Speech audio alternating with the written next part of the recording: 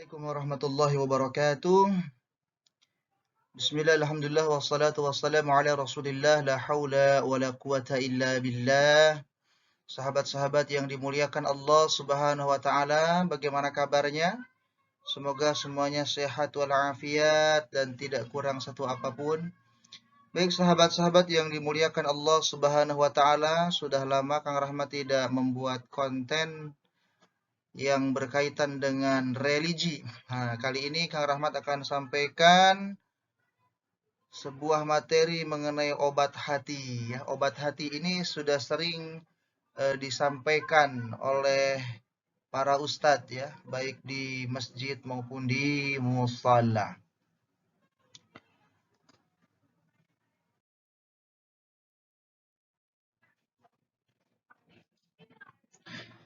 Baik, di dalam Islam hati itu bukanlah sebuah organ tubuh manusia.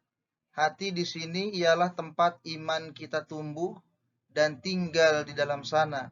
Hati pun yang membuat kita dapat merasakan perasaan senang, sedih, marah, kecewa, dan perasaan lainnya. Hati juga dapat disebut sebagai syarat yang akan menyimpan misteri. Wah ya, dapat kita buktikan bahwa tidak semua orang yang berpenampilan baik akan baik pula hatinya. Begitu juga sebaliknya, ada orang tampangnya mungkin urakan, rambutnya acak-acakan, gimbal, tetapi ternyata hatinya baik. Hati juga dapat terserang oleh berbagai penyakit. Bisa itu karena penyakit secara medis ataupun secara agama ya atau non medis. Penyakit hati secara non medis atau agama contohnya seperti iri ya, iri dengki, kemudian ria. Ria itu ingin dilihat orang kalau beribadah, sombong, sombong itu menolak kebenaran dan sifat buruk lainnya. Tapi tenang sahabat, penyakit hati ini pasti memiliki obatnya ya. Setiap penyakit pasti ada obatnya. Kuluda ya dawa ya. Setiap penyakit ada obatnya. Apalagi Islam meyakinkan bahwa segala penyakit yang ada pasti ada obatnya.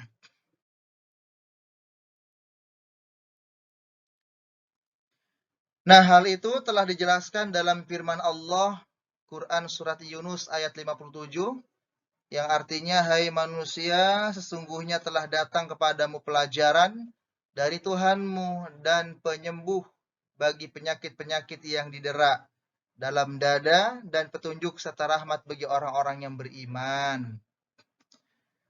Lalu apa saja obat hati tersebut? Nah, kita masuk ke obat hati. Yang pertama adalah senantiasa membaca Al-Quran dan maknanya. Jadi jangan cuma Al-Qurannya saja, tapi maknanya.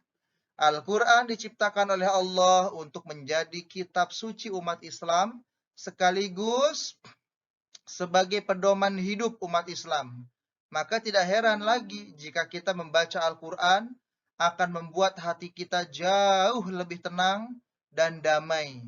Allah Subhanahu wa taala berfirman di dalam Al-Quran surat Al-Isra ayat 82 yang artinya, dan kami turunkan Al-Quran suatu yang menjadi penawar dan rahmat bagi orang-orang yang beriman.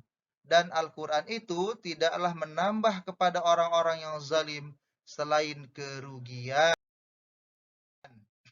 Kemudian yang kedua sahabat, untuk mengobati hati kita kalau lagi galau ya, kalau kita sedang resah, nah dirikanlah sholat malam. Sholat malam, sholat yang dilakukan seperti biasanya umat muslim, sholat 5 waktu ya. Sholat malam ini seperti sholat tahajud, contohnya ya, istikharah, dan lain sebagainya. Intinya dikerjakan pada malam hari. Di saat kita beribadah memanjatkan doa, insya Allah, Allah akan selalu dengarkan dan kabulkan doa kita tersebut. Dan tidak lupa juga bahwa ketika kita sholat, berarti kita mendekatkan diri kepada Allah.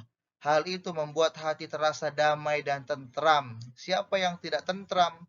Sementara kita menyerahkan semua urusan kita kepada Allah Subhanahu wa taala. Kemudian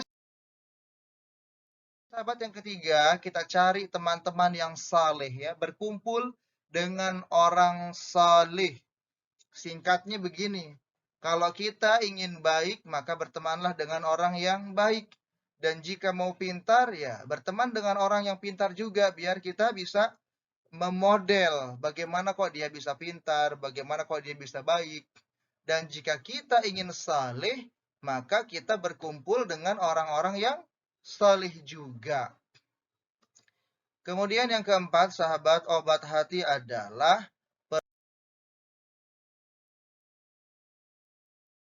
perbanyak berpuasa, ya, perbanyak berpuasa.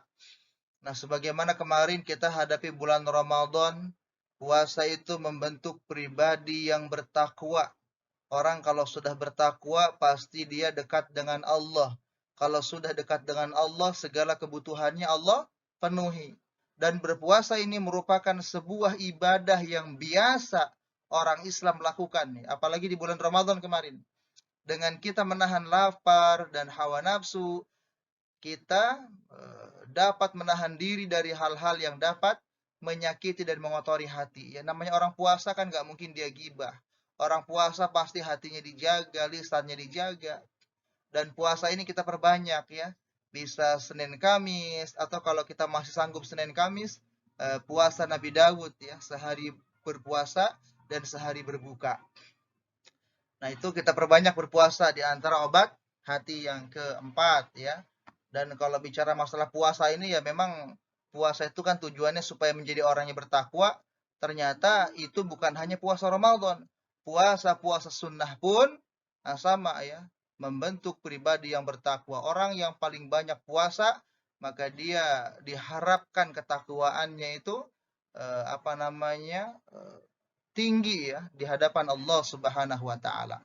Dan puasa ini kalau kita bisa lakukan sesering mungkin, ya puasa Daud, atau kalau kita mau kurangi porsinya, dosisnya, bisa dengan Senin Kamis, atau kalau kita mau kurangi lagi bisa 3 hari setiap bulan, yaitu tanggal-tanggal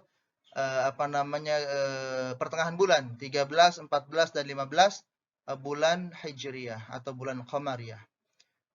Nah, sering-seringlah berpuasa supaya kita selalu terhindar dari perbuatan yang tidak baik. Karena kegelisahan yang muncul, kegelisahan yang hadir, itu biasanya karena kita melakukan dosa. Kemudian sahabat, yang kelima, memperbanyak zikir di malam hari, ya. Terutama setelah kita tadi sholat malam, sambil menunggu subuh, kita berzikir. Allah berfirman, hai orang-orang yang beriman, berzikirlah dengan menyebut nama Allah. Zikir yang sebanyak-banyaknya. Al-Ahzab, Quran surat Al-Ahzab ayat 41. Dengan kita perbanyak zikir, semakin kita mengingat Allah yang membuat kita akan menjauhi larangannya. Ya, karena lisan terbiasa berzikir, nggak mungkin dia gibah. Ya, lisannya berzikir, dia akan senantiasa ingat kepada Allah. Ketika dia ingat kepada Allah, hati akan tenang. Ala bi dzikrillahi tatmainnul qulub. Dan bentuk zikir ini macam-macam, ya. Membaca Al-Qur'an pun bisa masuk dalam kategori zikir. Dan ada satu zikir yang Allah sukai, ringan di lisan namun berat di mizan, yaitu subhanallah wa bihamdihi subhanallahil azim. Nah, khusus di waktu sahur kita perbanyak istighfar. Semoga penjelasan ini dapat membantu dan bermanfaat untuk kita semua. Terima kasih sudah menyaksikan Kang Rahmat Channel, ya. Mudah-mudahan ada manfaatnya. Semoga hati yang sedang sakit segera terobati. Demikian, barakallahu fikum, hadanallahu wa iyyakum ajmain. Subhanaka Allahumma bihamdika asyhadu an la ilaha illa anta astaghfiruka wa atubu ilaik. Assalamualaikum warahmatullahi wabarakatuh.